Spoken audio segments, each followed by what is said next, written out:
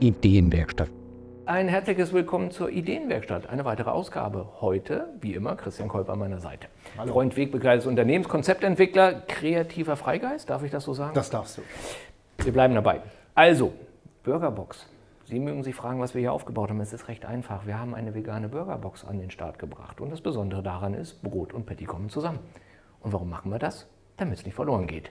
Ja, und du hast auch immer die richtige Anzahl im Karton Richtig. und in der Bestellung und im Kopf, was noch da sein kann. So Perfekt. ist es. Lagerhaltung leicht gemacht. Ja, sehr Du gut. hast ein Rezept entwickelt Ja. und wir sind heute in der Welt der Essgewohnheit Halal.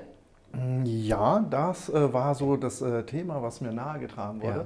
Und da musste ich mich auch ein bisschen einlesen. Ja, na klar. Das Weil ist auch für nicht uns neu. Also Absolut. wir versuchen uns mit der Backshop natürlich sehr breit aufzustellen und den Bedürfnissen und Bedarfen unserer Kunden wieder gerecht zu werden, weil wir spüren und die Anfragen bekommen, es wird immer mehr in diese Richtung nachgefragt. Und am Ende aller Tage sind wir ja tatsächlich in 37 Ländern derzeit unterwegs. Und da ist Halal eigentlich in den einen oder anderen Land gesetzt. Ohne Halal keine Möglichkeit, ins Geschäft zu kommen. Ja, und das ist auch eine hochspannende Küche. Also, wo ich mich dann da reingearbeitet habe, um zu verstehen, was ist Halal und was ist Haram.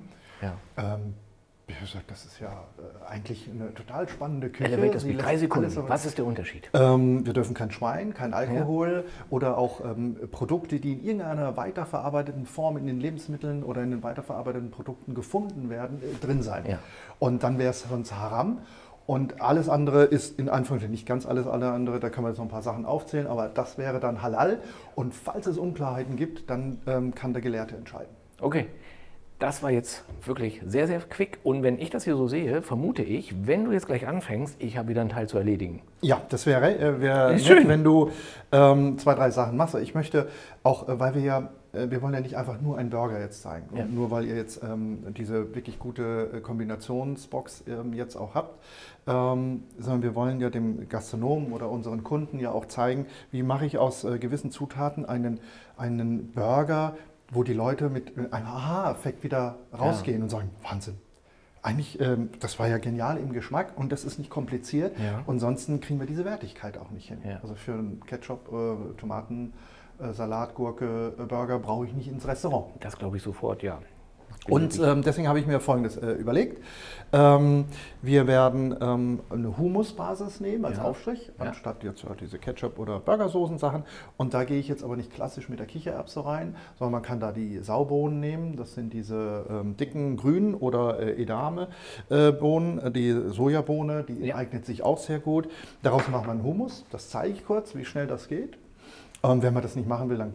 Also du machst den Hummus selber? Ja, also ja, ich ja. habe das zeige ich nochmal kurz. Und damit wir nicht einfach nur mit einer Mayonnaise rangehen, und das ist jetzt eine vegane Mayonnaise, das heißt also ohne Ei Ja. oder ohne irgendwelchen tierischen Produkten noch zusätzlich drin, gehen wir da ein bisschen Mohnöl rein. Mohnöl, das ist, ja, wie man es halt so kennt, andere Ölsorten, andere aus anderen Stoffen heraus, also wie Distelöl und dies und jenes Öl. So kann man natürlich auch aus diesem Produkt Öl produzieren. Und das lässt sich wunderbar verarbeiten, hat einen schönen, lustigen Geschmack. Mohnöl. Bringt mir einfach mehr Pfiff. Noch nie gehört.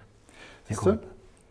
Was sind denn Das so brauchst du klassische auch. Was sind denn so kleiner Seitenausflug, was sind denn so klassische Anwendungsbeispiele für Mohnöl? Für einen Salat, für Gemüse, Tatsächlich? zum drübergeben, also immer danach. Das ist ein extrem hochwertiges Öl. Also Okay. da bitte nicht da drin jetzt anfangen zu braten. Wäre schade, teures Geld verblasen, das sollte man nicht machen. Ja. Also ich würde es dann wirklich immer danach drauf machen, wie man es auch beim guten Olivenöl macht. Okay. So, okay, wir fangen jetzt mal an. Du nimmst bitte 2 Esslöffel von der veganen Mayonnaise dort hinein. 2. Ich gebe dir ein bisschen Öl und das verrührst du. Hier habe ich meine Sojabohnen drin, dann habe ich Tahini drin, das ist eine Sesampaste, wird aus dem Sesam wirklich verrührt und dann gibt es diese Paste, das hat genau die Aromatik, die ich brauche. Ein paar Zitronenzesten, dann kommt auch ein bisschen Öl hinein. Ein paar was? Zitronen?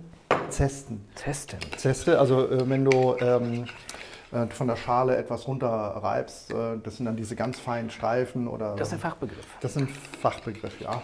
Für alle, die das auch nicht wussten, ich wusste es nicht, aber das ist wieder ein schönes Wort für die Wortbiene. Die Wortbiene, ja, sehr schön. Dann gebe ich Kumin rein, nicht zu knapp. Kreuzkümmel. Dann Salz, Pfeffer.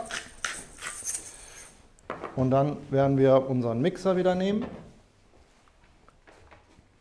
kurz. Es riecht fantastisch. Das Sesam-Tahini, also die Sesampaste, ist einfach genial.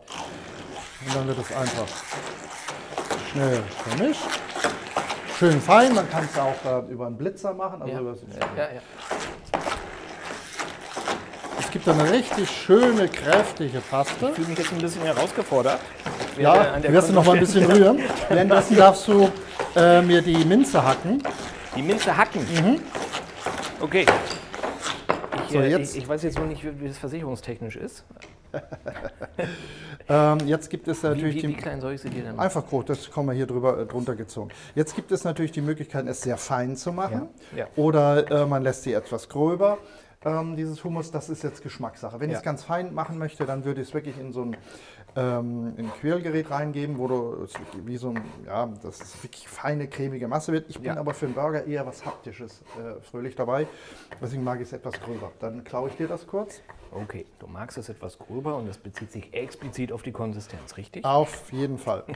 So, nicht, wenn ich das bei den Zuschauern irgendwelche falschen nein, bloß nicht. Assoziationen Wenn ich das direkt cremiger haben möchte, dann gebe ich einfach mehr Öl hinzu und dann kann ich es weiter mixen.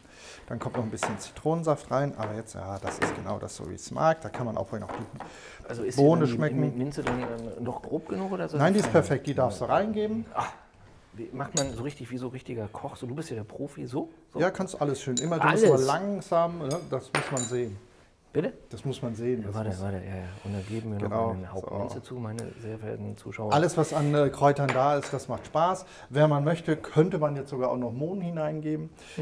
Aber das braucht man jetzt auch nicht so. Das kannst du noch ein bisschen in die Mayonnaise hineingeben.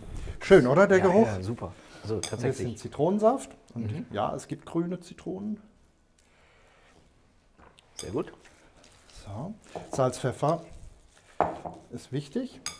Ein bisschen Pfeffer. Und das war's. So, jetzt haben wir unsere Paste. Das hält sich sehr gut. In einen dicht schließenden Behälter hineingeben und dann hält es ein paar Tage. Ein paar Tage. Da machen wir, wie gesagt, ein kleines bisschen Mohn hinzu. Dann sehen wir da auch ein bisschen mehr. Dann hat das mehr Effekt. Jetzt wieder verrühren. Und dann können wir schon in die Belegung gehen. Was wichtig ist, ist, dass so ein Burger-Bun immer geröstet wird auf der Schnittkante. Das verhindert, dass Soße zu schnell einzieht. Man sieht, das ist ein sehr luftiges, sehr lockeres Produkt. Gefällt mir sehr gut. Es riecht auch sehr schön. Eine optische Täuschung, das sieht aus wie Vanillecreme. Ja, aber das ist gut. Bleib entspannt, das ist gut. So, dann von der Paste drauf Ja. als Soße. Ja. Und jetzt haben wir hier genau diesen Unterschied. Das ist jetzt eine etwas festere Sache. Mache ich sie zu flüssig, das Hummus, dann fließt mir das weg. Also bin ich froh, dass es etwas fester ist. Das hier bringt mir wiederum mehr Saftigkeit, deswegen kommt es oben drauf und kann das schön runterfließen. Dann haben wir anstatt nur Gurke und Tomate, habe ich aus Karotte, Gurke und Frühlingszwiebeln und Mohn. Und Mohn, ich sehe es, Auch einen frischen Das macht ja Rohkostsalat optisch schon hergestellt. verdammt Das sieht viel, wunderschön aus, schmeckt genial. Und Rohkost ist einer der 5 Basisprodukte, finde ich, für mich pro Tag, die ich brauche, um was Gutes für mich getan zu haben. Deswegen, ich liebe Rohkost. Man kann, wenn man möchte, jetzt auch noch wieder Blattsalate drauf geben für die Optik. Das können wir oben, das können wir gleich mal schauen. Aber da habe ich mir diesmal überlegt, gegrillte Nektarine. Weil wir sind ja in der Gourmet-Welt angekommen. Okay. Da muss man aber auch erstmal drauf kommen, eine Nektarine zu grillen. Unser wunderbar gegrilltes Patty. Ja.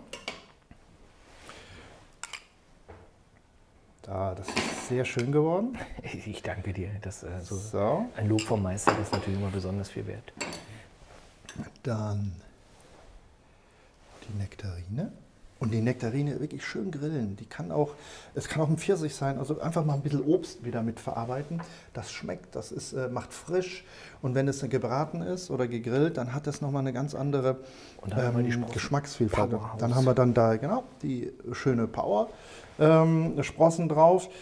Es sieht erstens schöner aus und bringt mir viel Geschmack. Und dann zack, drauflegen.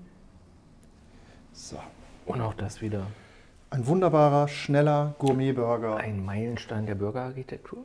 Halal inspiriert, Und ich hoffe, dass es dann auch allen so schmeckt, wie wir es uns gerade auch gleich schmecken lassen werden. Ich glaube, das ist das Stichwort. Vielen Dank fürs Interesse. Wir beißen da gleich rein. Danke.